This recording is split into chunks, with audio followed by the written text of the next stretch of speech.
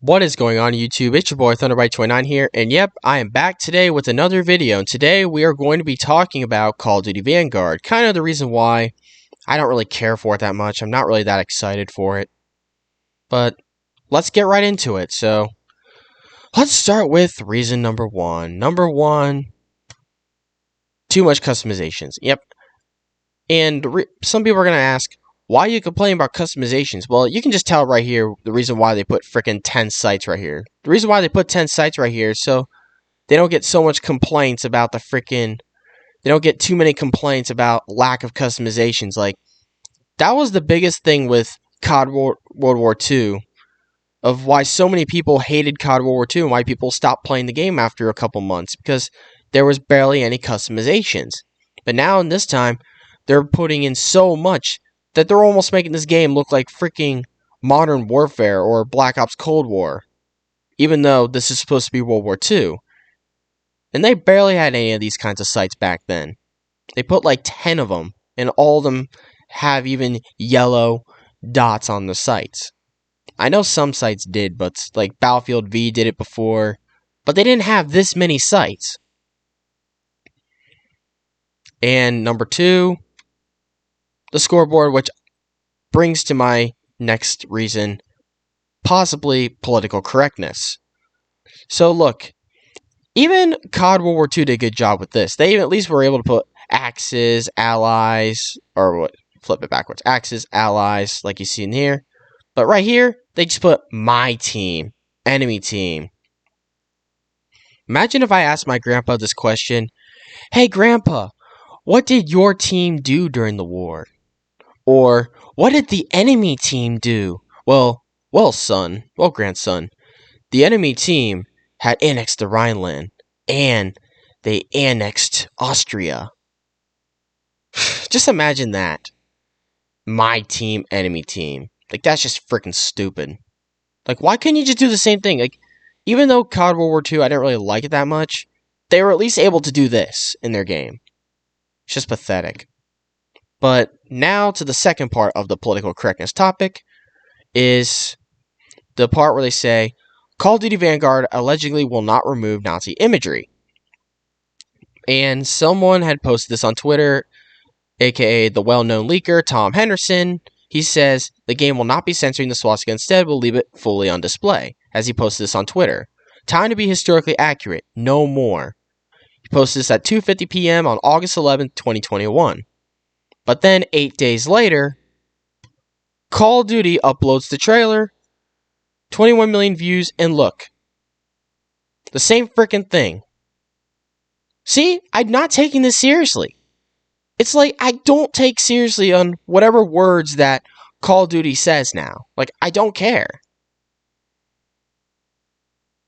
I'm not trying to defend the swastika, but I'm like, if you're going to make a game based on World War II, don't be afraid to show the reality of what the war was like. World War II is supposed to be supposed to be shown as the worst, horrifying, bloodiest conflict in human history. Like, this is what World at War did a great job, and why World at War became so memorable. It did a great job portraying the war and its horrors, the pain, the oppressed, destroyed cities, instead of the whole heroic action thing that COD World War II did. But look, now they're just making World War II look like some kind of fantasy land. Like some game of tag on the playground during 5th grade recess. World War II is supposed to be shown as the most horrifying war and the most deadliest war of all time. Not supposed to be some fantasy land. That was where COD World War II messed up. And number 3, we'll go right to the end of this video. Now and get early access to the open beta. Digital pre-orders get instant Microtransactions. Microtransactions. Of course, they're going to have a battle pass system, no doubt about it. Of course, they're going to put that in there because, of course, they're a bunch of cash cows like most video game companies are. Like, Call of Duty, they just don't care. They just don't try anymore. That's the biggest problem with most things in society today, is that they don't even try anymore. They're just greedy. They just care about, they just want their money, and that's it. They don't really care about anything else. Like, this is the thing that Call of Duty just keeps doing. This is the reason why Call of Duty keeps going downhill in recent years. It's because they're afraid to try out new things. They just do the same old techniques, the same old things all the time. People are going to get sick of it eventually. People are going to get tired of it. Like, we want to see something different. Like, this is what Halo did a good job with. I know the Ackman had mentioned this before, but I'm going to bring this point up as well. That even though some games in Halo didn't do good, they at least were not afraid to try out new things, try out new mechanics. But Call of Duty, they just do the same thing over and over again. Like, every Call of Duty, I just feel like it's going to be the same. Especially with the way video games have been in recent years, especially with the way they've been politically correct and all that. It's kind of the reason why I'm not taking this game too seriously, and it's the reason why I'm not that excited for it, and I don't really honestly care about it that much. But am I saying this is going to be the worst Call of Duty of all time? No. Of course, it might actually be a good game, and they might actually follow on the word like Tom Henderson had said in this tweet.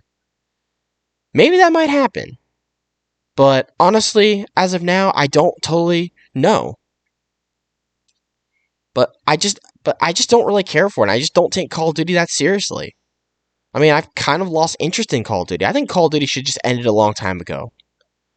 Like, there's just no reason for it. I mean, the only reason why Call of Duty is still on its feet today was because of the success of Warzone. And that's basically it. And you know what Warzone was a copy, well, not really a copy, but an inspiration of? Fortnite, which is one of the biggest topics I make on this channel, which is the rants and stuff I make as well.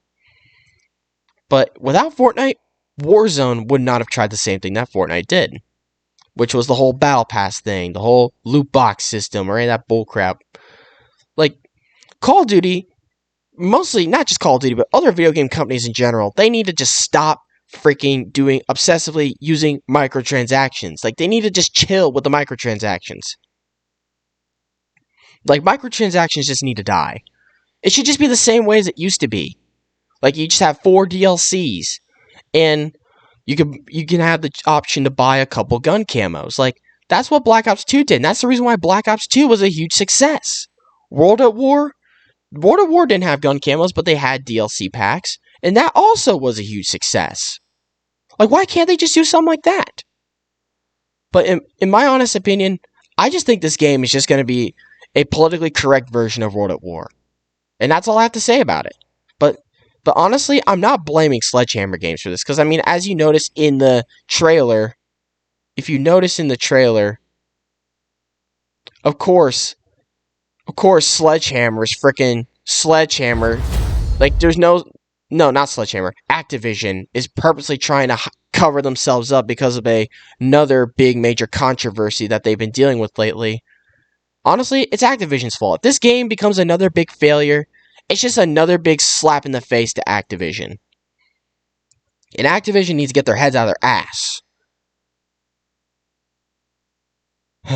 Alright guys, I think that's going to be it for this video. I don't know what else to say about this. Other than that, I'm just not that excited for it, and I just don't really care for it that much.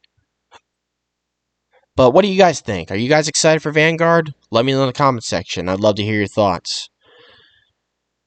I'm not looking forward to another disappointment. But at least Battlefield 2042 looks pretty good. But thank you all for watching anyways, and don't forget to like and subscribe if you want to see more content, and I'll see you all in the next video. And this is Thunderbite29, signing off.